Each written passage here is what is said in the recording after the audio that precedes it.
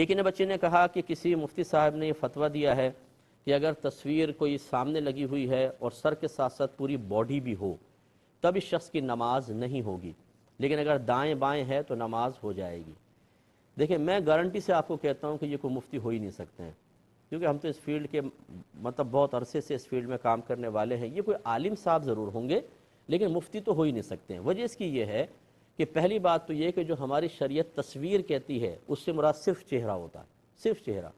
آپ چہرہ کالا کر دیں اور پوری باڈی ہے، ہاتھ ہے، پیر ہے، پوری تصویر سامنے لگی ہو، نماز بالکل طیب حلال ہے۔ صرف صورت کو یہ تصویر کہتے ہیں، یاد رکھیں، فیس کو۔ اب وہ کہہ رہے ہیں پورا دھڑ، پہلے تو یہ غلطی۔ دوسرا غلط فتویٰ یہ ہے کہ اگر تصویر سامنے بھی ہو اور آپ جان بوجھ کے نماز پڑھیں، نماز پھر بھی ہو جائے گی، مکروہ تحریمی ہوگی، یعنی اس نماز کو دوبارہ لوٹانا واجب ہے۔ یہ کہنا کہ نماز ہی نہیں ہوگی یہ میجر مسٹیک ہے، کیسے نہیں ہوگی نماز؟ کہاں لکھا ہے قرآن و حدیث میں؟ تو اس کا مطلب ہے کہ وہ حقیقتاً مفتی صاحب نہیں ہیں۔ ہمارے ہاں آج کل میڈیا پر یہ بہت کچھ ہو رہا ہے، جب رمضان میں تو خاص طور پہ دیکھیں، میں بہت سو کو میں جانتا ہوں جنہیں غسل تک کے مسائل نہیں آتے، وہ مفتی بن کے بیٹھے ہوتے ہیں، اپنے نام کے ساتھ تعارف کروا رہے ہوتے ہیں، جی مفتی فلاں، اور وہ خوش ہوتے ہیں۔ مطلب یہ کہ آدمی ویسے اگر میں بالکل فقیر آدمی اور کوئی مجھے کہے جی کروڑ پتی مفتی صاحب، اور میں اس پہ خوش ہونا شروع ہو جاؤں، تو یہ تو حیرت کی بات ہے کہ بھائی میں ہوں نہیں اور خوش ہو رہا ہوں۔ تو اس طریقے سے بالکل غلط چیز ہوتی ہے۔ خدا را ہم گزارش کرتے ہیں کہ اپنے آپ کو مشہور کرنے کے لیے، تسکین نفس کے لیے، کسی کی تنقید سے بچنے کے لیے، کسی باطنی احساس کمتری کو ختم کرنے کے لیے، ترقی کا زینہ جھوٹ بول کر تیزی کے ساتھ طے کرنے کی غرض سے اپنے نام کے ساتھ اس طرح القابات نہ لگائیں۔ یہ گناہ ہے مستقل، آپ جھوٹ بول رہے ہیں۔ اچھا ایک دو کو میں نے منع کیا جن کو میں جانتا تھا کہ ان میں فتوے کی صلاحیت نہیں اور پھر بھی ہے، اور بس میں کہتا ہوں کہ اللہ تعالیٰ معاف فرمائے، میرے سے تعلق بھی ہو گیا، جیسے شاگرد ہوتے ہیں بعض اوقات، تو کہتے ہیں سب ہم نہیں کہتے، وہ تو خود لگا دیتے ہیں۔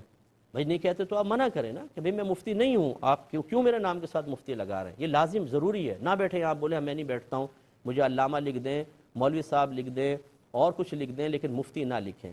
تو خلاصہ کلام یہ کہ کوئی برا نہ مانے، میں نے کسی پرٹیکولر شخص کے بارے میں نہیں کہا ہے، لیکن جب ایک عالم دین کہلانے والا خود جھوٹ بول کر میڈیا پر بیٹھ کر اور لوگوں کو غلط مسئلے بتا رہا ہو، تو بتائیے کیا وہ قابل تعظیم ہے؟ کیا وہ میدان معاشر میں یہ سمجھتا ہے کہ اللہ کی بارگاہ میں جا کے غلط مسئلے بتا کے اور جھوٹ بول کر میں کوئی مقام مرتبہ حاصل کر سکتا ہوں؟ اسی عوام کے سامنے اگر اس کو سزا ہو گئی اور گرفت ہو گئی تو یہ بہت بری چیز ہے۔ آپ پہلے ترقی کا زینہ ضرور طے کریں، محنت کے ساتھ کریں، چوری کے ساتھ نہ کریں، اس کا کوئی فائدہ نہیں ہوگا، پھر اسی قسم کے مسائل صادر ہوتے ہیں اور قوم بیچاری پریشان ہوتی ہے۔ خلاصہ کلام یہ ہے کہ فقہا نے فرمایا اگر تصویر سامنے، اور تصویر کسے کہتے ہیں؟ یہ صورت، اور اس کمرے میں نماز پڑھی تو سخت مکروہ تحریمی ہے، اس نماز کو دوبارہ پڑھنا واجب ہے لیکن فرض ادا ہو جائے گا۔ مثال کے طور پہ آپ ظہر کی نماز پڑھ رہے ہیں، 5 منٹ باقی تھے، آپ نے سامنے تصویر کی نماز پڑھ لی، عصر شروع ہو گئی۔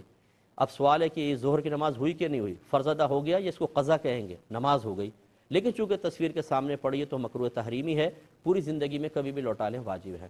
پھر دائیں بائیں ہو تو اس سامنے کے مقابلے میں کراہت کم ہے لیکن پھر بھی مکروہ تحریمی ہے۔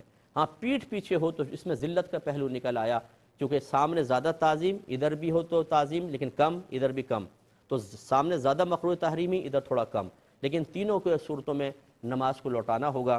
اور پیٹھ پیچھے ہو تو مکروہ تنزیہی ہوگی، کیونکہ اس میں تصویر کے لیے ذلت کا معاملہ ہے، تو جب نماز میں آپ تصویر کی تعظیم نہیں کر رہے تو نماز مکروہ تنزیہی ہے، یعنی نماز ہو جائے گی اور اس کو لوٹانا بھی لازم نہیں ہے۔ یہ ہے صحیح مسئلہ۔ تو چنانچہ امید ہے کہ اگر کسی صاحب نے ایسا کوئی کہا ہے تو وہ حقیقتاً مفتی نہیں ہیں، ان کو فالو نہ کیا جائے۔